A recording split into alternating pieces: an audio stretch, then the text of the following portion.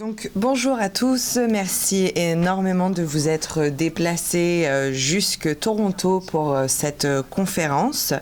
Conférence qui sera néanmoins assez brève, étant donné que les informations que nous avons reçues dernièrement sont assez moindres. Donc j'aimerais aujourd'hui vous parler de la Guinée, et notamment d'un sujet assez particulier puisqu'il s'agit de la lutte contre le blanchiment d'argent et le financement du terrorisme, donc en Guinée. J'aimerais juste commencer par une question existentielle. Je pense que beaucoup de personnes la connaissent, c'est la question de la paix dans le monde. Et donc, et si la paix dans le monde pouvait dépendre d'une meilleure organisation stratégique de l'économie d'un pays. C'est donc ce que la Guinée est en train d'essayer de démontrer, et ce via l'organisation de séminaires, d'ateliers, de conférences qui portent donc sur le sujet que je vous ai énoncé directement en début de conférence et qui est donc la lutte concertée et organisée contre le blanchiment de capitaux criminels et le financement du terrorisme. Donc comment la Guinée va donc pouvoir résoudre ce problème ?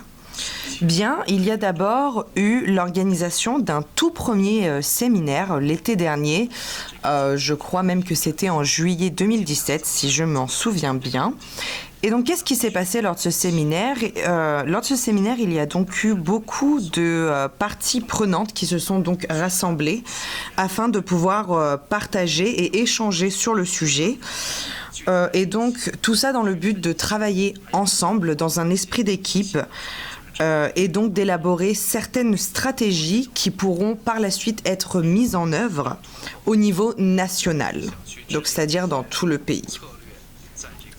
Donc, qui trouvons-nous parmi les parties prenantes ? Donc, les parties prenantes, comme j'avais pu vous les partager en amont, il y a donc premièrement le GIABA, G-I-A-B-A. Qu'est-ce que le GIABA ? Le GIABA, donc, est le groupe intergouvernemental d'action contre le blanchiment d'argent en Afrique de l'Ouest. L'autre partie prenante qui a d'ailleurs énormément échangé lors de ce premier séminaire, c'est ce qu'on appelle le CENTIF. Le CENTIF, c'est donc la cellule nationale de traitement des informations financières. La troisième partie prenante assez importante était la BCRG, qui est donc la Banque centrale de la République de Guinée. Et après, il y a eu énormément d'autres parties prenantes que je ne vais pas mentionner parce que la liste ne s'arrêterait tout simplement jamais.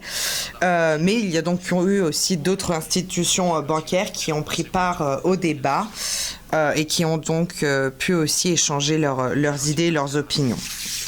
Donc, quel était le but de ce premier séminaire ? Donc, c'était premièrement, comme je vous l'ai expliqué, de collecter des avis, des points de vue, des idées, des techniques, afin donc de pouvoir élaborer une stratégie nationale de lutte sur donc ce que l'on appelle le LBCFT, qui signifie tout simplement la lutte contre le blanchiment de capitaux et le financement du terrorisme. Donc après à peu près 3 jours de séminaire, toutes les parties étaient donc d'accord pour dire qu'il y avait matière à travailler, qu'il y avait des choses qui pouvaient s'améliorer et donc un changement était peut-être possible pour ce pays. La Guinée allait donc être en mesure d'esquisser une ébauche d'un plan d'action qui permettrait donc de lutter contre ces crimes financiers. Donc ça a été la première étape. Comme je vous l'ai expliqué, d'abord un premier séminaire. La deuxième étape, ça a été donc elle s'est déroulée le mardi 31 octobre 2017. Et c'est donc le ministère guinéen de l'économie et des finances et le GIABA qui se sont donc retrouvés lors d'un atelier pour voir comment la stratégie qui avait été élaborée lors de ce premier séminaire pouvait être mise en œuvre. Comme vous le savez, après la théorie de la théorie vient la théorie de la pratique.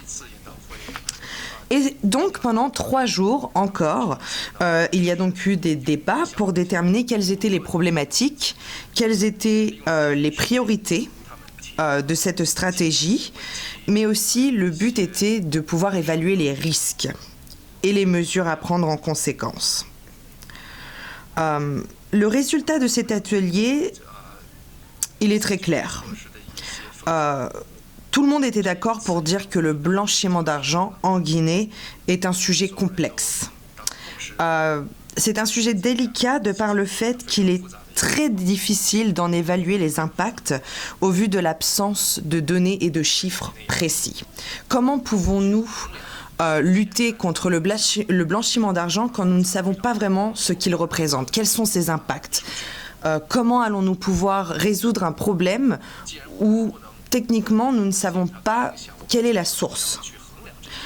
Tout le monde a été aussi d'accord sur un deuxième point, c'est que la LBCFT a des conséquences négatives qui découlent directement de ces actions criminelles financières qui vont à l'encontre de l'économie guinéenne.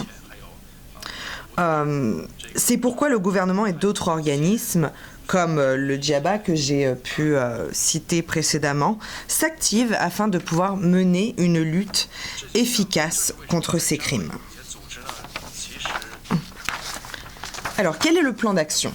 Qu'est-ce qu'il faut faire? Comment allons-nous pouvoir lutter contre ce problème de blanchiment d'argent en Nouvelle-Guinée? Il y a donc environ 4 étapes qui vont être vraiment cruciales. La première étape, ça va être donc d'entamer un processus d'auto-évaluation du système économique guinéen. Comme je viens de vous l'expliquer, il y a une vraie absence de données, une vraie absence de chiffres. Et donc, il va falloir que la Guinée soit en mesure de s'auto-évaluer, essayer de trouver un système pour pouvoir réaliser exactement quelles sont les données et les chiffres, quel est l'impact, quelles sont les pertes du point de vue financier. Ensuite, il va falloir également, la deuxième étape, c'est d'identifier les lacunes de ce système, pour voir d'où viennent les problèmes. La troisième étape, ça va être de proposer des améliorations qui vont être bien sûr applicables à ce système.